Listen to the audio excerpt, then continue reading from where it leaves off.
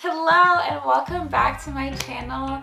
It's been a long time, you guys, and guess what? I'm in Korea with my best friend. She came to visit me. It's been 2 years since we last saw each other. Yeah, Ann Arbor. Yeah, Ann Arbor school days. But now she's a teacher here in South Korea, and I thought I could ask some questions for you guys, for those of you who are interested in teaching, especially my young Black women out there who might have hesitations. So yeah, we'll just get into it. So Jazzaray, what's it like being a Black woman living and teaching in South Korea? That's really interesting. I think that I was really prepared for potentially not feeling comfortable here. So I watched a lot of Black female YouTubers who were teaching here just to get a sense of what they were going through. There were a lot of different experiences, even depending on if they were Black American or Black from the UK. And I kind of got the sense also if I was going to be at a public school or a private school, I'd be teached differently. There's a lot more discrimination at private schools, which is what edged me and my friend to not apply to the private sector because it's just haywire. Whereas in the public realm, they really just like our accents. and I mean, there's still the white male is still at the top, and then white female, and then Korean man, Korean woman, Black woman still down here. But they are more highly regarded. Just push this up compared to a lot of people's experiences working in the private sector. Anyways, when I got here, I was really astonished by how friendly, the people are in general, just strangers. Mm-hmm. They're very immediate to want to help you, or if they like you, they just want to compliment you. They like your look, which is nice when they do. And when I first got here, my hair was loose, and I would put it in braids, and everyone at my school, the teachers, the principals, they would stop me and call me so beautiful. They appreciated braids a lot more than locks. They didn't understand. They don't understand locks. But they really thought braids were cool. Just me cornrolling my hair in the most lazy, no effort way, in a way that I would never get away with in the States. And so I started to feel just so at home here, I was truly at peace. I'm they accept my raw self. Bro, I put this in 20, 30 minutes right before bed, and everyone is calling me gorgeous. That's cool. That's really cool. As far as teaching, I think that it's interesting because my kids, I think they have questions, but they don't know how to ask them. They don't have the language. So it just ends up being them grasping to say something. And sometimes I'll hand my phone over so they can translate their question on the translator app, Papago. And it's more correct, so then we can have a conversation. But sometimes we don't have time for that. Especially if they have a question right before class. It's we just sigh. We sigh. Them and I oh, too bad. Some of them are fluent in English already, and then we can have conversations. And they ask about my hair or something, or they ask. A few of them thought I was from Africa. I did do an intro PowerPoint telling them I was from the States, and then a lot of them were California. No. New York? New York. But yeah, so that was pretty cool. And I think I've just gotten really comfortable in Korea, being Black, being my full self. Even if they don't understand locks, I don't feel like they look at them critically, as harshly as, say, someone who does understand locks or does know about locks, or has seen it before. Anyone from the States. And I feel there'd be more of a critical eye, even among Black people, looking at my hair than I have sometimes felt just having people that don't know it just Google it. You're so fascinating because they don't have a lot of Black people here. So. Yeah, especially in the city that I'm in. Yeah. Okay. Second question.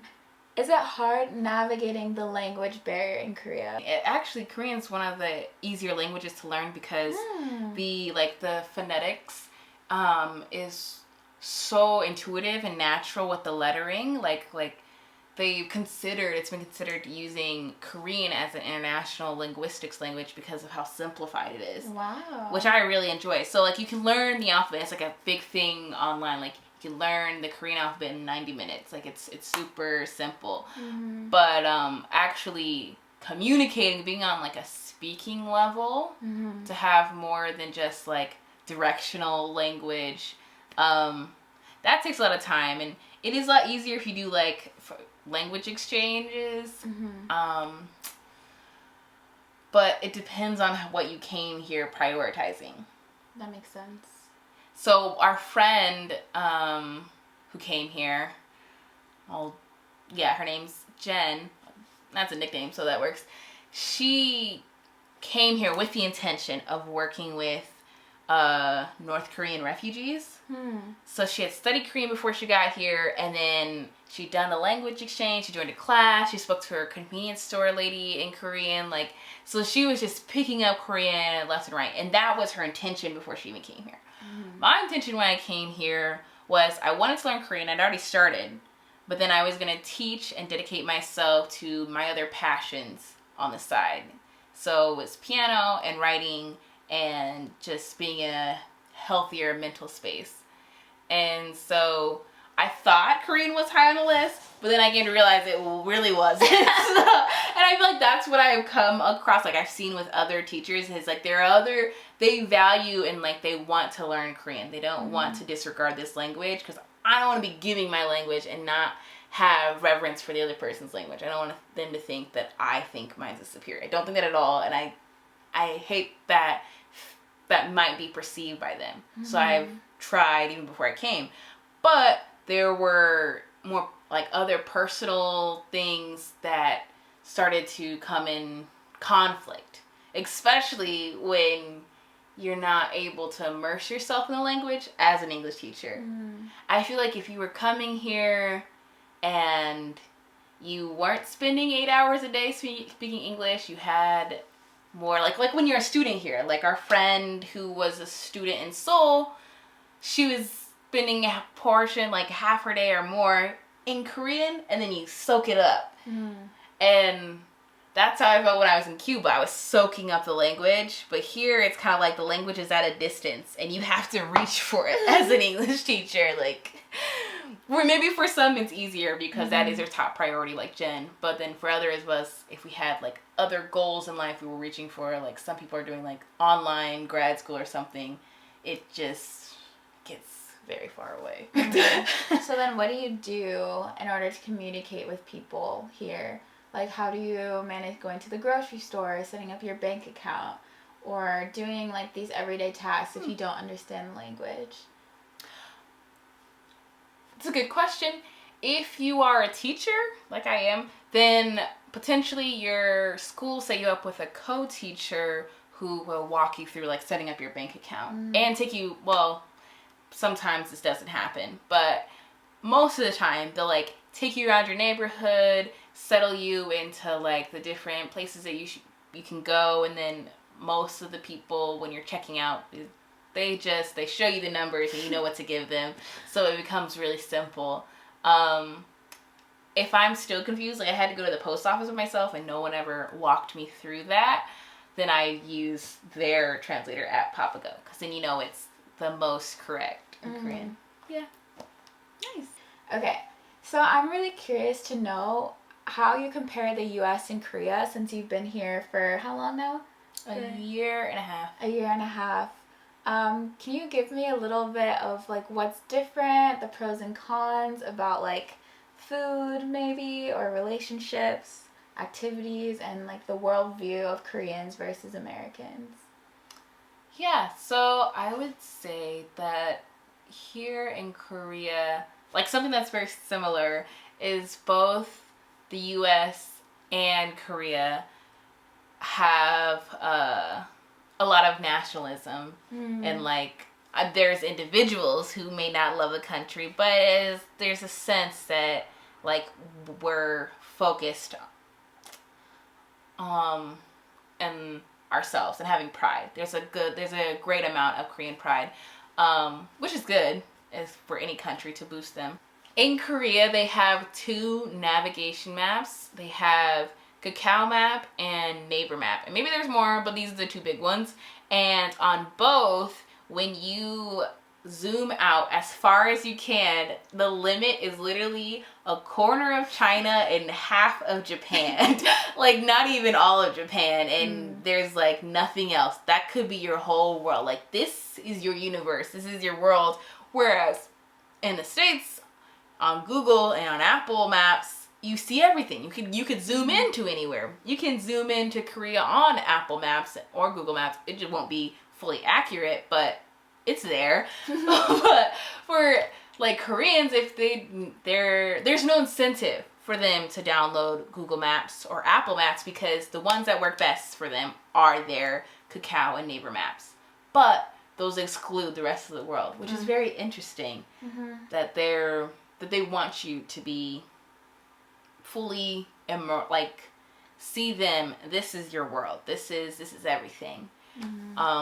Fully focused on like where they are Yeah. instead of getting curious about other places. Yeah, and I guess it's good to promote staying here. It's kind of like almost like a small town idea. Like if you're someplace this is a small country, if you make the rest of the world seem so appealing, maybe you'll have more people leaving and fleeing. Or not fleeing, but like exploring new places and settling down in new places. Just like people do in small towns. They get so excited to leave and then the town just dwindles. It never recovers. It doesn't. Yeah. Yeah, so I'm not sure why it is that they don't include them. These are just guesses.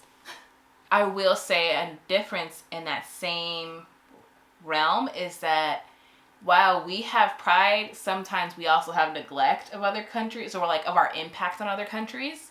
And Korea is very conscientious, like environmentally, far more so than the U.S. in ways that really stretch you in a good way. Like to compost, compost everywhere in restaurants while you're camping, on the beach. Like there's just easy ways to like make sure that your footprint is smaller than it would be in the States, significantly.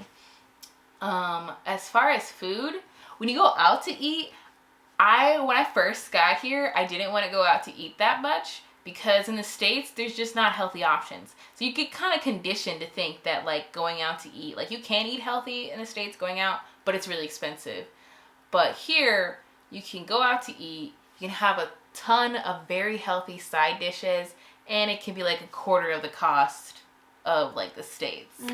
And like that's kind of hard to wrap your head around when you're very used to like being like, no, I can't do this greasy food or this and that food. Like there's a big thing of fried chicken here, but like K-barbecue is just like them handing you fresh meats and a bunch of vegetables and different forms of like raw garlic and stuff like that, and onions that you just automatically, there's nothing added to these things because they're just the plain veggies. It's so nice, and I think that's something I'm really gonna miss when I go back to the States. Oh my gosh. Relationships, I feel like one thing that stands out is the workplace relationships. They have this thing called nunchi. I might be pronouncing that wrong, but it's where it's common for there to be like a workflow where you are cognizant of everyone around you. So like they don't spell out, hey, it's your responsibility to take out the recycling or your responsibility to maybe turn off the lights when you leave the air conditioning or buy more snacks for the office. There's just a sense like you should be able to sense what's needed and contribute, which is pretty cool. That is cool. Yeah. So what is something that you think will stick with you after you leave Korea? I believe bowing will stick with me because I almost do it to everyone. Like instinctually, like I just want to bow. Also, I've realized it's like a really clean way to like meet someone new. No contact, no hands. It's very hygienic. And I also feel like a lot of people, I mean, this is the old people, when they're walking, a lot of people go on walks. Like, I think most of the population just walks regularly. I've never seen more people just at night walking daily. And I think it was here that I realized how healthy walking is in terms of, like, you don't really need any other supplemental exercise. Maybe some, like, strength training, but like that's it. If you're walking, because walking for hours can give you the same benefits as anything else. And everybody here just walks. There's not a lot of runners, there's not a lot of bikers. There's just groups and loads of old people and families and young people walking. And I didn't appreciate walking before I came here. I thought I needed to go to the gym, I needed to bike, I needed to push myself till I was like heavy breathing, sweating, to like incorporate like active and like to ensure that I was trying to achieve some, what's it called? Not athletic, but like level of health, level of fitness. Level of fitness, yeah. Mm-hmm. I was working to achieve that type of level of fitness because I was like, oh, this is what will be good for me long term. But walking is good for you long term. Mm-hmm. It always has been, it always will be.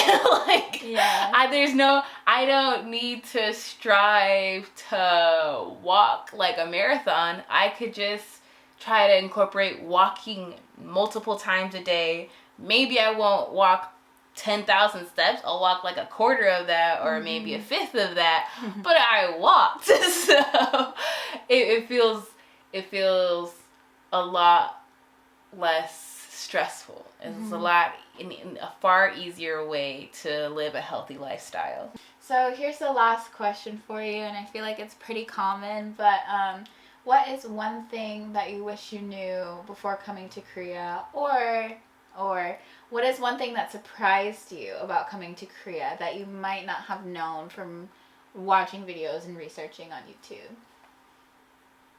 This is a hard question. And I told Morgan this. I watched so many videos. So anytime I think of something that like surprised me, I can remember that I heard it before. But I think the most surprising thing, if you are going to be someone who looks into every video and every advice of things I wish I knew, the good and the bad of Korea, you'll hear everything, but it doesn't sink in until you're experiencing it. Like, I didn't know that the lunches at my school would be so healthy and how rewarding that would feel when I took into account my own history of, like, all of my life from kindergarten to high school having bad lunches. And I'm surrounded by kids eating healthy, and how much that shook me to my core, that for weeks I would tell my co-teacher, like, they're so blessed that their school, their government provides the funds, the money to have cooks make their food here, and that this is a common thing across the country. And then I was surprised by how when I was in the like lunches or like dinners with just my co-teachers, how kind they would be, but how awkward and ostracized I would feel. Just not being able to speak with them, and like I know that I needed to be there, but there's really no way to describe, and it depends on person to person, how comfortable you might feel and how you just suck it up and it's like whatever. I think that is what like is hard to encapsulate to someone in any video on YouTube. And another thing, but like one of the biggest things, is I had moved away from home for college, but I didn't realize having such a great relationship with my family, I didn't realize that how much I would miss physically being around them after a year and a half of not seeing anyone. They couldn't come here to visit me, and I couldn't visit them because of COVID. Otherwise, I would have. I didn't realize how much that would affect me, and how I would actually never do this again. Like, I would never spend so much time away from my family, because, you know what? That's something I realized. I realized being here how important my family is to me. Because family members passed away, and this happened to me and one of my friends, really close family members, died or committed suicide or just, are no longer present. And that time is limited.